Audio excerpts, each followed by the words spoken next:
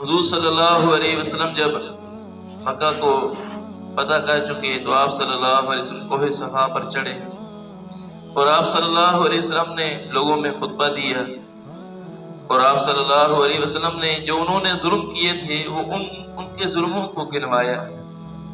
فلاں نے فلاں کے ساتھ یہ معاملہ کیا، فلاں نے میرے ساتھیوں کے ساتھ یہ معاملہ کیا ہے، ایسی تکلیف پہنچائی ہے، فلاں کو یعنی آگ پہ ڈال دیا گیا، فلاں کو گھسیٹا گیا، فلاں کو شہید کیا گیا. حضور صلی اللہ علیہ وسلم نے سب کے جو برائیاں تھیں وہ گنوائی. اور پھر آپ صلی اللہ علیہ وسلم نے پوچھا کہ بتاؤ اب تمہارے ساتھ کیا معاملہ کیا جائے گا.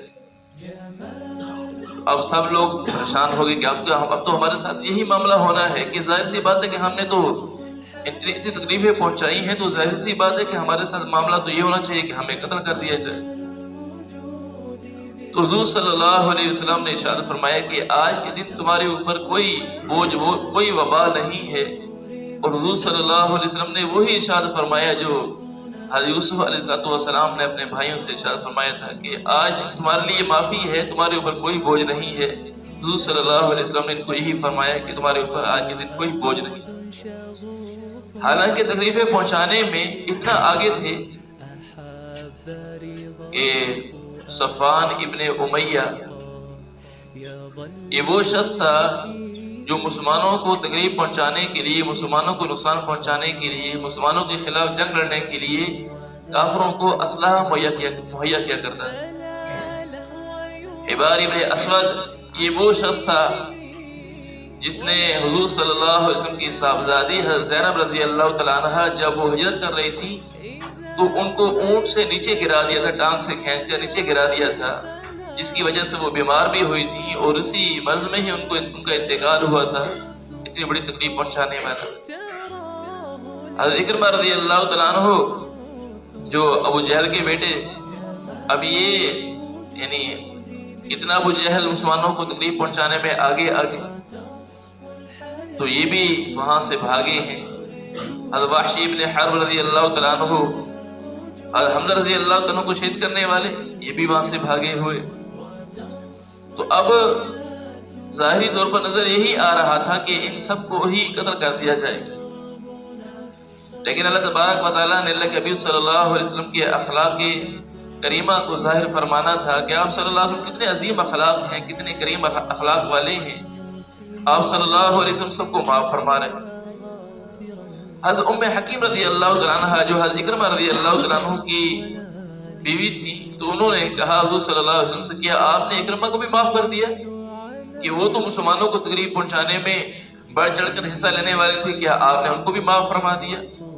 حضور صلی اللہ علیہ وسلم نے فرمایا ہاں ہم نے اکرمہ کو بھی معاف کر دیا. تو کہا یا رسول اللہ آپ کوئی نشانی دے دیجئے کہ اکرمہ جو ہے یہ بڑے وہمی ہیں اس اعتبار سے کہ وہ اس بات کا یقین نہیں کریں گے کہ حضور صلی اللہ علیہ وسلم نے مجھے معاف کر دیا ہے، لہذا کوئی نشانی دے دیجئے کہ اس کے ذریعے ان کو یقین آ جائے. تو حضور صلی اللہ علیہ وسلم نے فتح مکہ کے موقع پر کالی پگڑی باندھی ہوئی تھی، آپ صلی اللہ علیہ وسلم نے پگڑی اتار کے ان کے حوالے کر دی کہ یہ ان کو دکھانا، اس کو وہ پہچان لیں. تو حضرت ام حکیم رضی اللہ تعالیٰ عنہ یہ آئی ہیں سمندر کے کنارے پر، تو 30 میل کے فاصلے پر، بیت اللہ سے 30 میل کے فاصلے پر سمندر تھا. جدہ جو ہے تقریباً کوئی 45 میل کے فاصلے پر ہو جاتا ہے، اور جو سمندر تھا یہ تقریباً 30 میل کے فاصلے پر. تو وہاں سمندر کے کنارے پر جو ہے لوگ وہاں پر کچھ لوگ جھونپڑیاں ڈال کر وہاں پر چیزوں فروخت کیا کرتے تھے، گھی پنیر اس طرح کی چیزیں جو عام طور پر ضروریات کی ہوتی تھی وہاں بیچا کرتے تھے، لوگ ان سے خرید لیتے تھے جانے والے آنے والے. تو حضرت ام حکیم رضی اللہ عنہ وہاں پر پہنچی. تو اب جب یہ کشتی میں سوار ہوئے ہیں، حضرت اکرمہ رضی اللہ عنہ وہاں سے چلے ہیں، تو یہ آ کر سمندر کے کنارے پر جب یہ پہنچے تو ایک کشتی حبشہ سے آئی ہوئی تھی. تو حضرت اکرمہ رضی اللہ عنہ جو ابھی اسلام نہیں لائے تھے یہ کشتی میں سوار ہو گئے، کشتی چلنا شروع ہوئی. جب کشتی سمندر کے بیچ میں پہنچتی ہے تو ایک دم طوفان آ جاتا ہے، اور اس بات کا ان کو یقین ہو جاتا ہے کہ اب یہ کشتی ڈوب جائے گی. اب کوئی پکار رہا ہے یا لات اغثنی یا عزا اغثنی، اے لات ہماری مدد کر، اے عزا ہماری مدد کر، یہ کہنا شروع کر دیا. تو اللہ نے کہا کہ یہاں تمہارے معبود کام نہیں آئیں گے، یہاں تو اسی معبود کو پکارو جو سارے تمہارے بنے ہوئے معبودوں کا بھی معبود ہے، سب کا معبود ہے، اسی کو پکارو، اللہ کو پکارو، یہاں اور تمہارا کوئی کام آنے والا نہیں ہے۔ تو حضرت اکرم رضی اللہ عنہ فرمانے لگے کہ اچھا، یعنی یہاں بھی جو یعنی معبود تو وہی ہوتا ہے جو مشکل کے وقت میں کام آئے، جو یہاں کام نہ آ سکے وہ کون کیسا معبود ہے؟ اگر میں اس طوفان سے بچ گیا تو میں ضرور بھی ضرور حضور صلی اللہ علیہ وسلم پر ایمان لے کے آؤں۔ یہ بات فرمائی۔ اللہ تبارک و تعالیٰ نے ان کو کشتی سے اس کشتی کو واپس لوٹا دیا، یہ طوفان سے بچ گئے۔ جب یہ کنارے پر پہنچے تو حضرت ام حکیم رضی اللہ عنہا کو کھڑے ہوئے دیکھا تو یہ کہنے لگے کہ حضور صلی اللہ علیہ وسلم اور ان کے ساتھیوں نے ایسا ظلم کا معاملہ کیا ہے کہ عورتوں کو بھی گھروں میں نہیں رہنے دیا، عورتوں کو بھی گھروں سے نکال دیا۔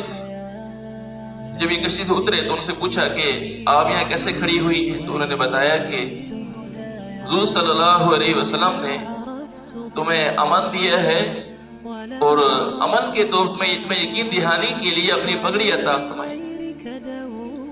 حضرت عمر رضی اللہ عنہ کو اس بات کا یقین آیا کہ باقاعدہ حضور صلی اللہ علیہ وسلم نے مجھے امن دیا ہے، اور یہ آ کر حضور صلی اللہ علیہ وسلم کی خدمت میں پیش ہوئے اور آ کر یہ ایمان والے بنے۔